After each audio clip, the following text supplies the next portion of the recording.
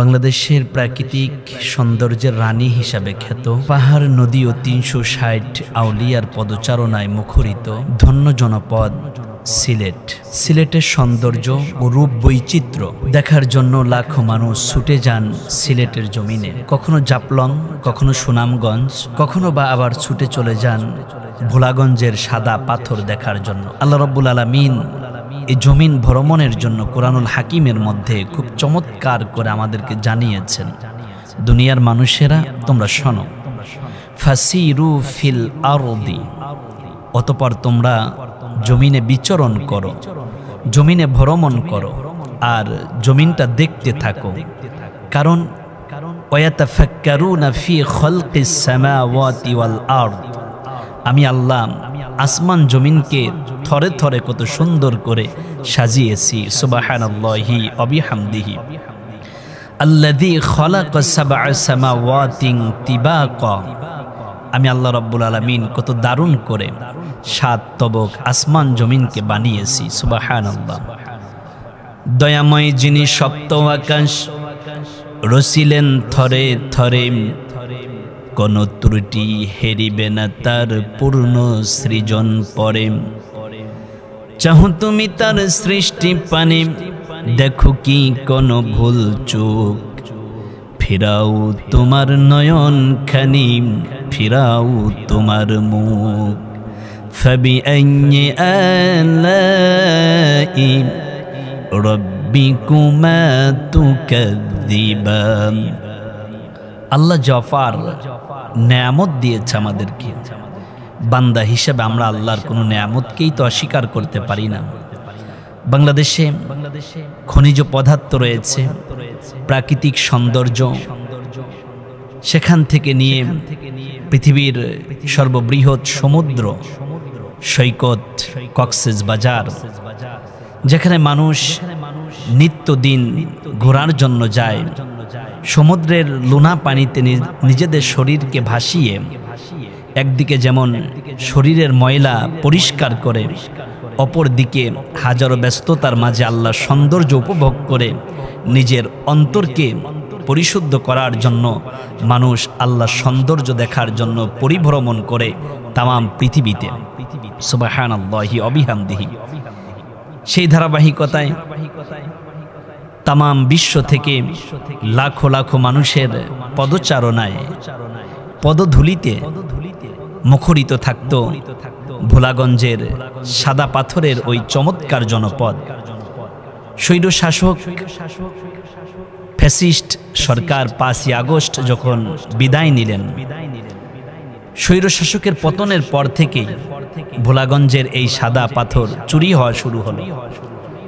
কারা এরকম গর্হিত অন্যায় কাজের সাথে জড়িত? প্রশাসন কি করেন?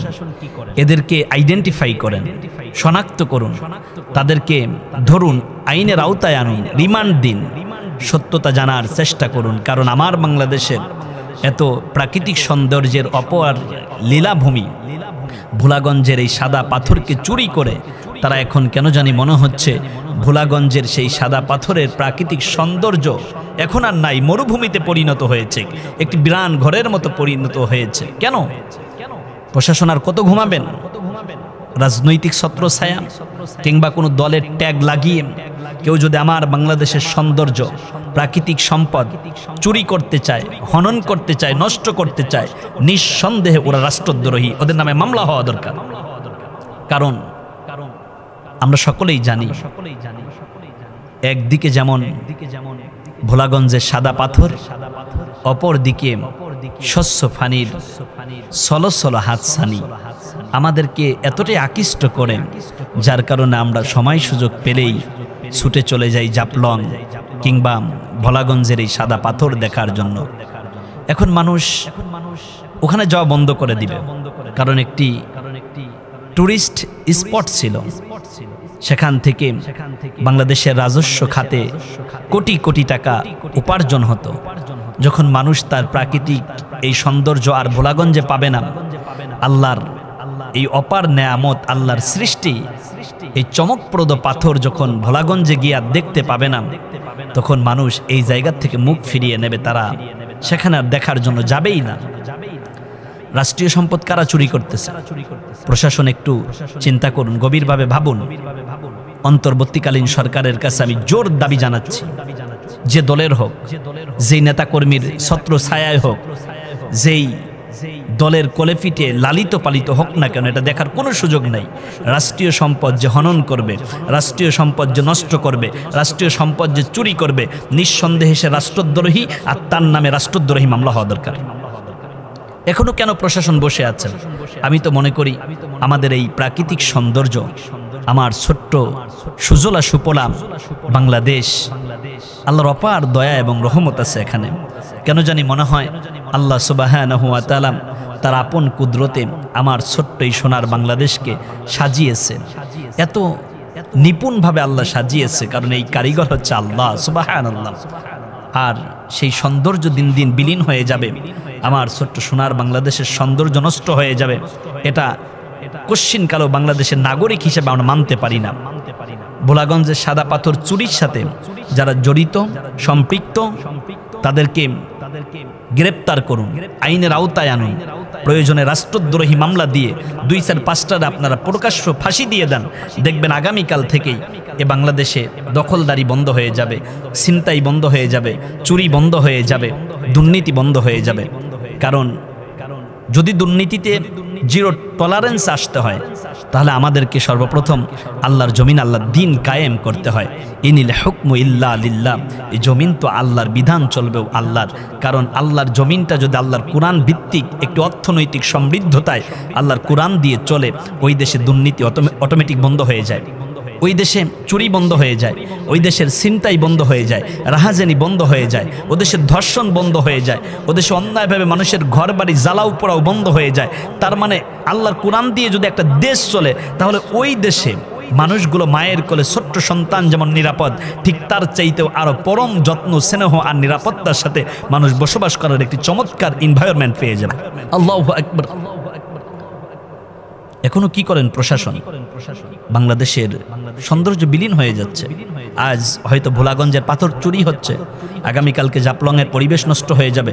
সেন্ট মার্টিন ইতিমধ্যে বন্ধ হয়ে গেছে, কারো কাছে সেন্ট মার্টিন বিক্রি হয়ে যাচ্ছে কিনা এটাও বাংলাদেশের মানুষ চিন্তিত। আমার বাংলাদেশের এক বিন্দু মাটিও ছাড় দেওয়া হবে না। বাংলাদেশের বর্ডার গার্ড যারা আছেন, বাংলাদেশের সেনাবাহিনীর ভাইয়েরা আছেন, পুলিশ প্রশাসন আছেন, বিমান বাহিনীর ভাইয়েরা আছেন, ফায়ার সার্ভিসের ভাইয়েরা আছেন, এ বাংলাদেশ আপনাদের কাছে আমানত। এ বাংলাদেশের রক্ষা কবচ হিসাবে আপনারা দায়িত্ব নিয়েছেন, শপথবদ্ধ হয়েছেন। যেমন দিন কায়েমি বিপ্লবী সংগঠনে মানুষ যখন নাম লেখায়, তখন তারা শপথবদ্ধ হয়, ইন্না সলাতি ও নুসুকি ও মাহইয়ায়া ও মামাতি লিল্লাহি রাব্বিল আলামিন। আমার জীবন, আমার মরণ, আমার বেঁচে থাকা, আমার নামাজ, আমার কুরবানি সব আল্লাহর জন্য।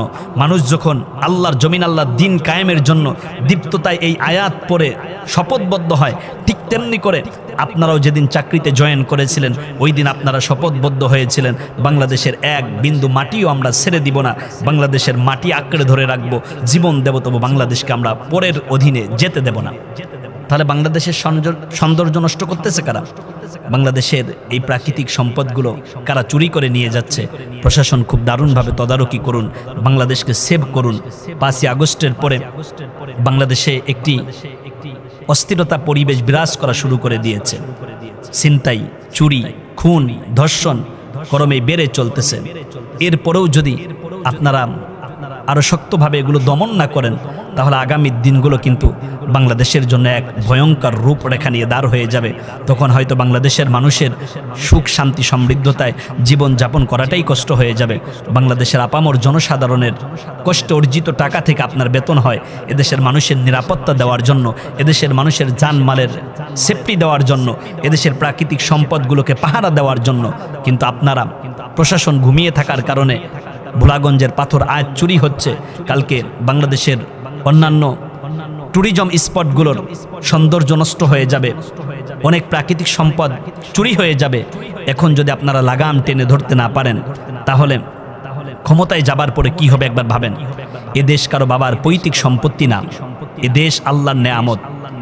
এদেশ আল্লাহ এত সৌন্দর্য দিয়েছেন, এদেশের মানুষ এই সৌন্দর্যের মাঝেই নিজেদেরকে বাঁচিয়ে রাখতে চায়, সৌন্দর্য উপভোগ করতে চায়, প্রাকৃতিক সৌন্দর্যের সাথে নিজেদেরকে একাকার করতে চায়। তাই তো আমার বাংলাদেশের এই প্রাকৃতিক সম্পদগুলো রক্ষা করা দরকার। আর রক্ষা কবচ হিসাবে দায়িত্ব নেওয়া পুলিশ, বিডিআর, সেখান থেকে নিয়ে সেনাবাহিনী, নৌবাহিনী, যত প্রশাসনের ভাইয়েরা আছেন, আপনারা কঠোরভাবে পদক্ষেপ নেন। যদি শক্ত হাতে এগুলো দমন করতে পারেন তবেই বাংলাদেশ নিরাপদ থাকবে। নতুবা কিন্তু বাংলাদেশের প্রাকৃতিক সম্পদ যেমন নষ্ট হয়ে যাবে, মানুষের জীবনযাত্রার মান অনুন্নত হয়ে পড়বে, তেমনি করে মানুষ নিরাপত্তাহীনতায় ভুগবে। তখন মানুষের সেফটি দেওয়ার মতো কেউ থাকবে না। বাংলাদেশটা কেন জানি মনে হবে একটা খুন খারাপির রাষ্ট্রে পরিণত হয়ে গেছে। বাংলাদেশকে নিয়ে একটা গভীর ষড়যন্ত্র চলছে, কারণ কাঁটাতারের উপারে আছে জানেন দাদাবাবুরা, আর এদেশের ভিতরে আছে ঘাপটি মেরে থাকা কিছু স্বৈর শাসকের, জালেমদের এবং ফ্যাসিস্ট সরকারের দোসরেরা, যারা বাংলাদেশের উন্নত চায় না, যারা বাংলাদেশে মানুষ শান্তিতে থাকুক এটাও চায় না। যদি সেটাই চাইতো তাহলে ক্ষমতায় থাকার জন্য অন্যায়ভাবে 3000 ছাত্রকে তারা হত্যা করতে পারতো না, 40,000 ছাত্রকে গুলি করে পঙ্গু করে দিতে পারতো না। তার মানে এখনও কিন্তু বাংলাদেশ নিয়ে ষড়যন্ত্র থেমে নাই, ষড়যন্ত্র চলমান। আমার বাংলাদেশকে রক্ষা করার জন্য আগায় আসতে হবে প্রশাসনকে, আগায় আসতে হবে অন্তর্বর্তীকালীন সরকার সহ তার উপদেষ্টা মণ্ডলীদেরকে। আসুন আমরা বাংলাদেশকে সেভ করি, বাংলাদেশের প্রাকৃতিক সৌন্দর্যকে আরও বর্ধিত করার জন্য আমরা দীপ্ততায় শপথ নেই। আমার দেশের সৌন্দর্য নষ্ট হোক এরকম কোনো কাজ আমরা করব না। কেউ করতে গেলে তাকে করতে দিব না। কেউ যদি বাংলাদেশের প্রাকৃতিক সম্পদ নষ্ট করে, আমার বাংলাদেশের সৌন্দর্য নষ্ট করার জন্য পয়তারা করে, কিংবা ভোলাগঞ্জের মতো পাথর চুরি করা, অন্যান্য ট্যুরিজম স্পটের প্রাকৃতিক সৌন্দর্যগুলো নষ্ট করে ফেলানোর জন্য যারা খুব সুপ্তভাবে কাজ করে যাচ্ছে, তাদের ব্যাপারে আমরা সোচ্চার হব। প্রশাসন আপনাদেরকে জাগতে হবে, তাদেরকে গ্রেপ্তার করা, আইনের আওতায় এনে সর্বোচ্চ শাস্তি দিতে হবে। এই ভোলাগঞ্জের সাদা পাথর চুরি করে যারা ভোলাগঞ্জের প্রাকৃতিক সৌন্দর্য নষ্ট করেছে, তাদেরকে গ্রেপ্তার করে সর্বোচ্চ শাস্তি, ফাঁসি দিতে হবে। মৃত্যুদণ্ড কার্যকর করতে পারলে এই দৃশ্যপট দেখে অন্যান্য যারা আছে তারা চুরি সহ বাংলাদেশের প্রাকৃতিক সম্পদ নষ্ট করার দুঃসাহস দেখানোর চিন্তাই মাথার মধ্যে নেবে না। আল্লাহ আমার বাংলাদেশের উপরে রহম করুন। আল্লাহ আমার বাংলাদেশকে তার আপন কুদরতে হেফাজত এবং নিরাপত্তার সাথে রাখুন। আল্লাহ যেন আমাদেরকেও রহম করুন। আমিন। আসসালামু আলাইকুম ওয়া রাহমাতুল্লাহি ওয়া বারাকাতুহু।